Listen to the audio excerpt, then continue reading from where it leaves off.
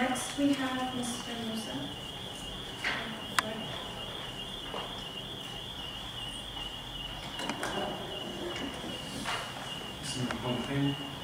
Alors tout d'abord, j'aimerais remercier GRD de m'avoir invité à cet événement, de pouvoir présenter notre action concernant la population des Rohingyas. Alors moi, je fais partie d'une association qui s'appelle Baraka City. C'est une ONG qui intervient dans le monde entier humanitairement. Donc le premier objectif, c'est d'apporter des aides alimentaires et aussi de défendre les droits humains. C'est vrai que récemment, on a eu les droits en 2015. Alors, la première des choses que je voudrais mentionner ici, c'est pourquoi nous sommes partis au Myanmar. Pourquoi nous sommes partis voir les Rohingyas, pourquoi nous sommes partis constater les souffrances sur place. C'est que nous, ici en France, moi je suis en France, ici en France, on a eu du mal à réellement constater et voir qu'est-ce qui se passe réellement au niveau de cette population-là. Donc on a décidé de nous-mêmes partir sur place pour essayer de comprendre réellement ce qui souffrait ces Rohingyas. Donc on est parti sur place en comprenant qu'il y avait des risques à prendre pour se rendre sur place. Et dans un premier temps, on a essayé de rentrer en contact avec les ONG qui travaillaient sur place, mais ils nous ont fait comprendre que pour rentrer et aider les Rohingyas, c'était impossible.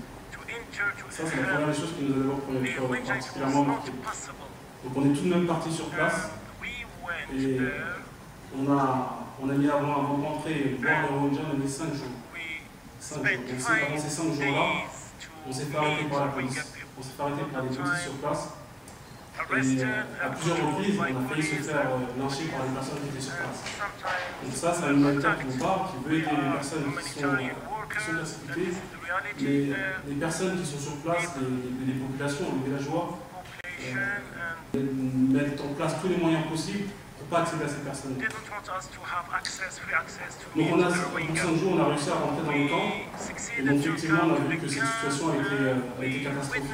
On a vu ces camps, donc on a premièrement mentionné, c'est plus de 100 000 personnes qui vivent dans ces camps-là, et la situation est catastrophique. Pourquoi? Parce que ce qu'on veut voir, c'est qu'il n'y a pas de sanitaire, il n'y a pas de plutôt, pas d'occasion de parler avec des personnes de l'SF sans frontières, et ils ne peuvent même pas pratiquer leurs soins, c'est-à-dire qu'ils interviennent sur place, ils n'ont pas le droit de faire des opérations.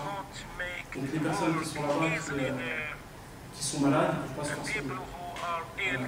J'ai eu plusieurs témoignages, dont un que je vais vraiment faire partager ici. Ce qu'il faut savoir aussi, c'est que quand on arrive sur place, quand on voit les personnes, quand on voit ces populations par milliers qui viennent les voir, déjà les gens ils sont très contents parce que c'est rare que des personnes arrivent à rentrer.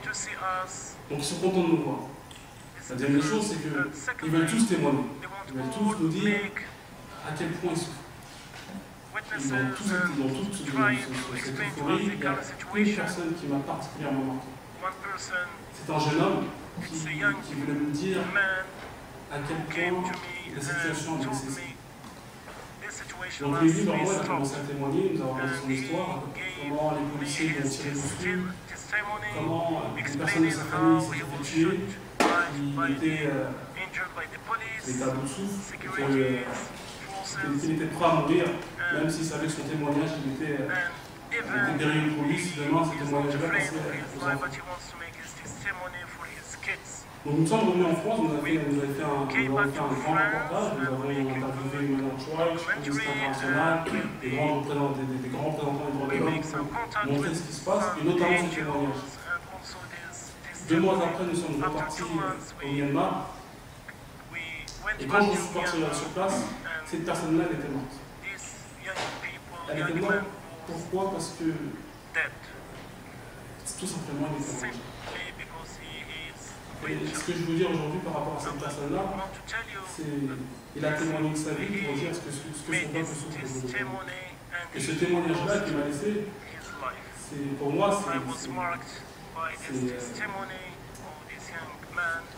c'est tout ce qu'il a, c'est une charge qu'il a laissée pour sa communauté. Et pour moi, c'est un combat que je mène, que j'essaie de garder, pour montrer au monde aujourd'hui que tous les jours, les Rohingyas meurent. Parce qu'ils sont Rohingyas. Tout simplement parce qu'ils sont Rohingyas.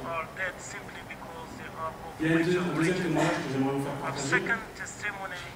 Lors de notre troisième voyage en Birmanie, au Nord, nous avons rencontré une petite fille qui venait tout juste de naître. Et sa mère nous a donné l'occasion de lui donner un prénom. Et nous étions très contents parce que c'était la première fois qu'on voyait naissance dans 7 ans en Zimbabwe. Et même pour moi, c'était quelque chose, c'était un cadeau parce que donner un prénom à un enfant alors que je ne suis pas père moi-même, c'était pour moi un vrai cadeau. Et le problème s'est répété parce que quand je suis revenu quelques mois après, cette petite fille elle était décédée.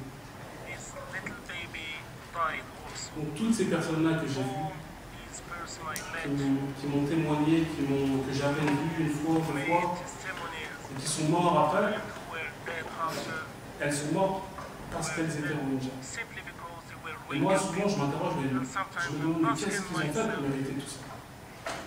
Qu'est-ce qu'ils ont fait pour mériter cette souffrance?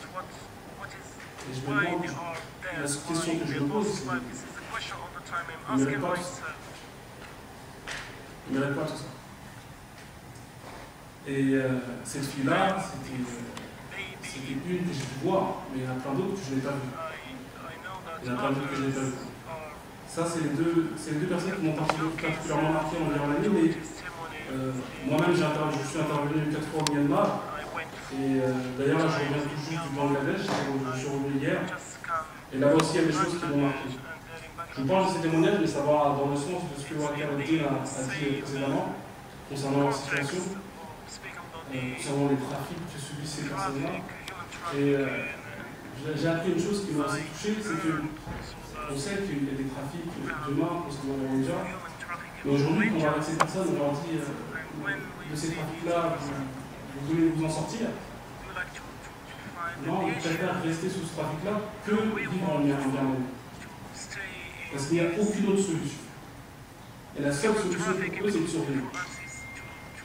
Et hier encore, je m'interrogeais sur les femmes qui étaient dans ces camps-là et comment elles faisaient pour vivre. Et donc justement, je me suis penché, et c'est là la question de la prostitution qui est venue sur la table. Et le leader de camp, il me dit, aujourd'hui les femmes, elles n'ont que d'autres moyens de se prostituer parce qu'elles n'ont rien à manger. Elles n'ont rien à manger, donc la seule solution pour elles, dans un camp, on ne peut pas sortir, on ne peut pas travailler, c'est la prostitution. Ça, c'est la première des choses. La deuxième des choses, c'est que j'étais au Bangladesh et il y a plusieurs camps, il y a des camps qui sont officiels, des camps qui ne sont pas officiels. Donc il y a des chefs de camp qui s'occupent de la garde, de garder, de gérer ces camps-là.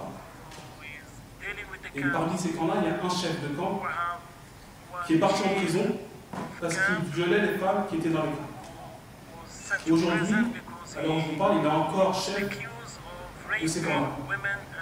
Donc c'est lui qui est en charge des femmes qui sont là-bas, qui vivent dans ces camps. Et aujourd'hui, personne ne peut rien faire pour ces personnes. Parce que les Rohingyas sont existants en Bangladesh. Ils n'ont aucun droit.